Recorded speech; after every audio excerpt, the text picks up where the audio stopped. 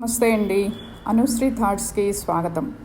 ఈరోజు జీవిత సత్యాల్లో మనం మాట్లాడుకోబోయే టాపిక్ బద్ధకం, లేజినెస్. మనలో చాలామందికి మనలో ఈ లక్షణం ఉంది అని కూడా తెలియదు. అదే బద్ధకం, లేజినెస్. ప్రపంచంలో చాలామంది కలలను నాశనం చేసే ఒక శత్రువు. ఇది ఒక వైఫల్యం కాదు, పేదరికం కూడా కాదు, పరిస్థితులు కాదు. బద్ధకం అంటే ఎక్కువగా నిద్రపోవడం, టీవీ, ఫోన్తో ఎంగేజ్ అయి ఉండటం కాదు. మనం చేయాల్సిన బాధ్యతలను, పనులను పోస్ట్పోన్ చేయడం. ఈ బద్ధకం చిన్నగా మనకు తెలియకుండానే మన టైంని మింగేస్తూ ఉంటుంది. మనం గ్రహించేలోపు మన జీవితంలో చాలా టైం కిల్ అయిపోతుంది. నీ జీవితంలో తిరిగి తీసుకురాలేని టైంని కిల్ చేస్తున్న శత్రువు నీ ఫ్రెండ్స్ కాదు, నీ సిచ్యుయేషన్స్ కాదు, నీ అదృష్టం కూడా కాదు, బద్ధకం. ఈ లేజినెస్ మొదట మూడ్ లేదు దగ్గర మొదలవుతుంది.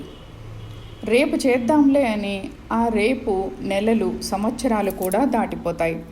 వెనక్కి తిరిగి చూసుకుంటే నిమిషాలు, గంటలు, రోజులు, సంవత్సరాల్లో ఒక్క సెకండ్ కూడా వెనక్కి తీసుకురాలేము. కానీ నువ్వు మాత్రం అక్కడే ఉండిపోతావు. చేద్దామన్న పనులు అక్కడే ఉండిపోతాయి, నీ కలలు అక్కడే ఉండిపోతాయి. చిన్న వయసులో గొప్ప ఆలోచనలు కలిగిన యువకుడు నరేంద్రనాథ్ దత్త. ఒకరోజు నరేంద్రనాథ్ గారు వారి గురువుగారిని ఒక ప్రశ్న అడిగారు.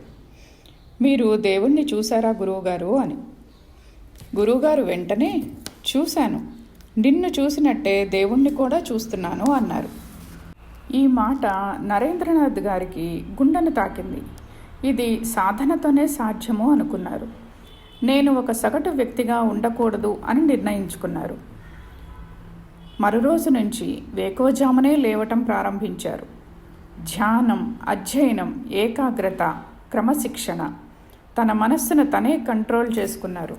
ఎందుకంటే బద్ధకం, అలసత్వం, సోమరితనం ఉన్న చోట మహత్తర జీవితం ఉండదు అని తెలుసుకున్నారు.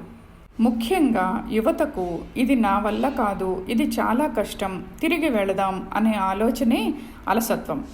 ఏదైనా కృషి చేసి కష్టపడి సాధించాలి అనే దృక్పథంతో ముందుకు వెళ్ళాలి. అప్పుడే వారి కలలు కాకుండా సాకారమవుతాయి. పెద్దలు ఏనాడో చెప్పారు, కష్టే ఫలి అని. స్వామి వివేకానంద వారి మాటల్లో, రేపు చేద్దామనుకున్నది ఈరోజే చెయ్యండి, ఈరోజు చేద్దామనుకున్నది ఇప్పుడే చెయ్యండి. పరిగెత్తు లేదా నడువు లేదా పాకు, కానీ ప్రయత్నం మాత్రం ఆపకు.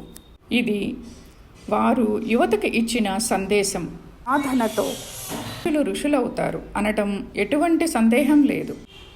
ముందు చెప్పిన సందేశంలో నరేంద్రనాథ్ దత్త ఎవరో కాదు, శ్రీ స్వామి వివేకానంద. వారి గురువుగారు శ్రీ రామకృష్ణ పరమహంస. నమస్తే అండి. ఛానల్ నచ్చితే లైక్ చేయండి, మీ అభిప్రాయాలు తెలియచేయండి కామెంట్ రూపంలో. Thank you.